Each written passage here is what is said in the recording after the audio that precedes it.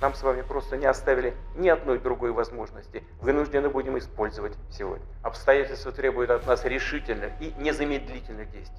Мною принято решение о проведении специальной военной операции. И для этого мы будем стремиться к демилитаризации и денацификации Украины.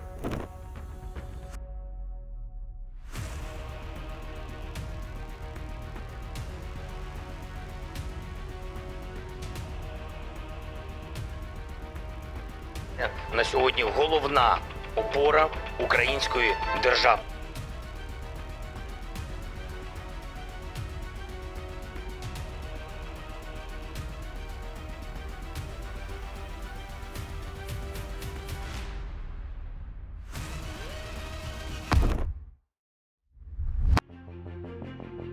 One year after the bombs began to fall, Russian tanks rolled into Ukraine. Ukraine is still independent and free.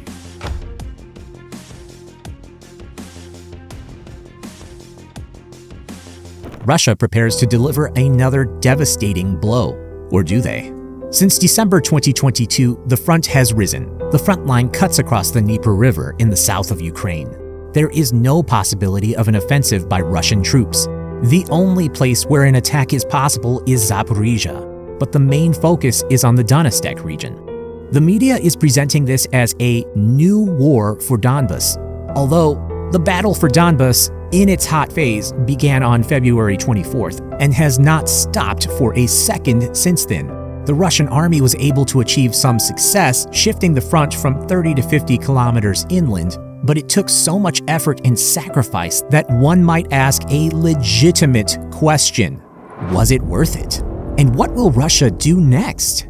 After the devastating Kyiv operation, when in a week, the Ukrainian troops were able to regain control over almost the entire territory of the Kyiv region, the Kremlin was seriously frightened. The fact that, at the same time, an operation to deoccupy Kherson was underway also added to the drama. The general staff of the AFU was able to disperse the troops of the Russian armed forces. Under cover of the offensive in the south, they managed to form a strike force to break through the defense and hit where they were not expected. This changed the rule of the game. The Kremlin powers assumed that by prolonging the conflict and holding the territories they had already seized, they would force Ukraine to negotiate and surrender its territory. Because of this, they held their fake referendums, accepting several Ukrainian regions into the Russian Federation. In doing so, they completely violated international law, most clumsily. The Ukrainians were able to fight back. They have the strength and skills and, most importantly, the motivation to conduct offensive operations. The Kremlin was adamant in its goals. It needed control of all Ukrainian territory. And more on that, this is still their main goal. So Putin went to the bank and announced partial mobilization. It is worth noting here that mobilization activities in Russia have been going on since the invasion unofficially. Now things have changed and they critically need more manpower. Have they succeeded in this? We'll talk about that later. Russian goals. From day one, the start of the full-scale invasion, Moscow had three main goals: to take Kyiv and thereby quickly and effectively destroy Ukraine's statehood. This they did not succeed. The second goal was to break through a land corridor to Crimea and not rely on the Crimean bridge alone for logistics. They succeeded, but not as eminent as they would have liked.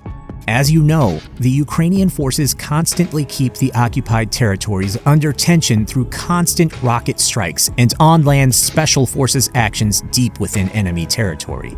In addition, Ukraine has managed to strike at the bridge itself, disrupting the logistics of troops in Crimea itself.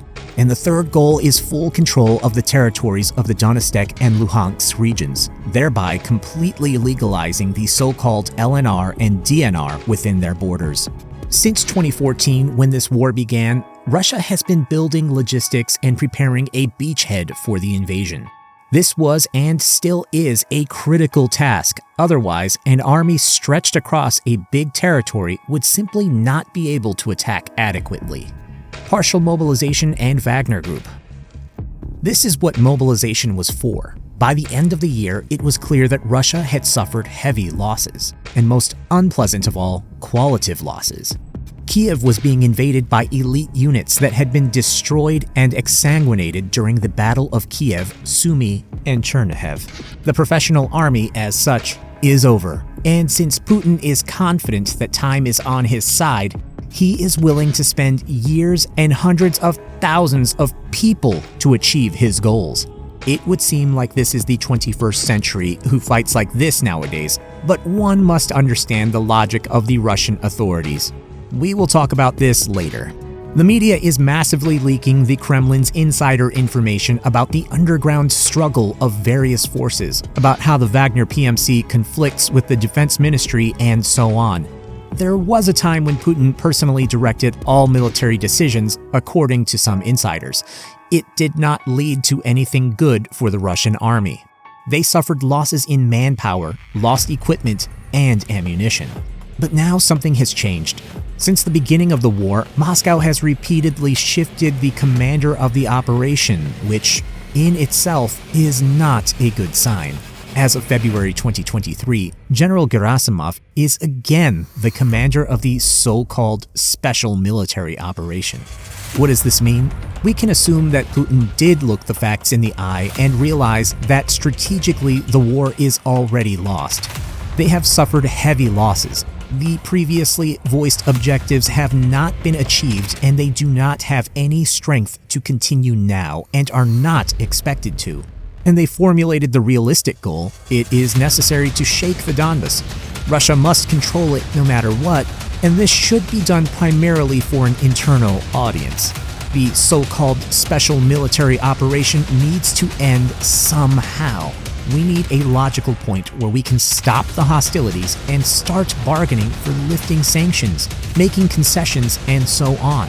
Buy time to continue the invading war in the future. Russia will not just stop. It will either suffer a resounding defeat or it will advance until it reaches its goals. Their objective is to regain control of all the republics which were lost when the Soviet Union collapsed, and to restore the status quo of its Eastern European hegemony to become another pole of power in the world. And for the sake of this supreme goal, which has never been voiced openly, because it is a completely self-destructive thing to declare war against the whole of Europe. They are ready for anything, to suffer terrible losses, to suffer the deterioration of the quality of life on the home front, the economic crisis, and international isolation. They fear that they will be invaded and taken over. This is a sincere and deep fear, and that is why the mobilization began. If they lose now, Russia as an international entity will disappear. Because of this, a lot of people without motivation or desire are going to die. Because they have to. It's a very bleak picture of the world, but that's the way things are. That's why Russia's actions from the outside look very illogical and downright insane at times. No, it makes a lot of sense there. You're just looking at it from the wrong side. Offensive operation already started. So, Donbas. There will be no declaration of war or a broad tank offensive by all means. The Russian armed forces offensive has already begun in Luhansk direction, and they have already suffered casualties. The main drama is now unfolding around the town of Bakhmut. The defense of the city has been going on for more than 3 months, and the grip is getting tighter and tighter, mainly due to the tactics of live waves, aka cannon fodder. The head of the Wagner PMC, Yevgeny Prigozhin, is responsible for the execution of these tactics. Most of the operations were carried out by his fighters, with the involvement of a large number of mobilized prisoners from Russia. They use the old tactics of the Soviet troops, send forward waves of prisoners, determine where the Ukrainian troops have weaknesses, and direct their strike there. Unfortunately, even the best weapons in the world cannot help against Zerg rush tactics. Ammunition runs out, barrels overheat, and people get tired. The surroundings of Bakhmut are littered with bodies of Wagnerian mercenaries from among the prisoners. Nobody cares about them. Moreover, the old method of the overseas detachments has found a new life. Violence and public executions are used to better and better motivate death row inmates. So that you completely learn, you either go ahead and maybe save your life or end up right here on the spot. So what will Russia do next? It is predicted to increase pressure on the Ukrainian defense forces in the coming days and even attempt an offensive in some new directions. The Polish general Waldemar Skrzypczak recently suggested that the Russian armed forces will try to break through along the direction of the Vorskla River, from the Kharkiv region to the Poltava region, thus trying to cut off the Ukrainian forces in the Donetsk region.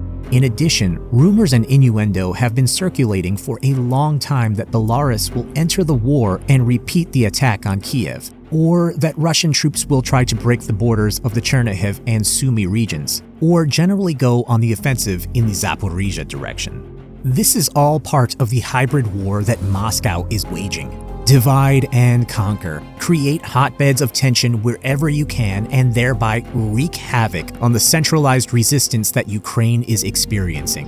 At the moment, Russia does not have enough strength and means to attack again from 4 fronts. And if they have already been able to mobilize about 300,000 soldiers, they can mobilize more. But these soldiers need something to arm them, something to transport them on, and something to fight with.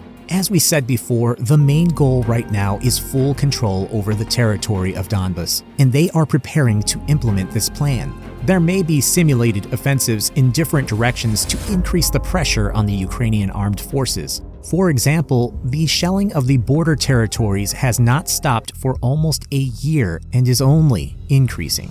So what will happen next? It is not only the Kremlin that is going to act. Ukraine took full advantage of the tactical pause during the winter and has been preparing reserves, stockpiling equipment and shells, and forming new assault brigades all the time. Time will tell. The most brutal, scary, and dark parts of this conflict are yet to come.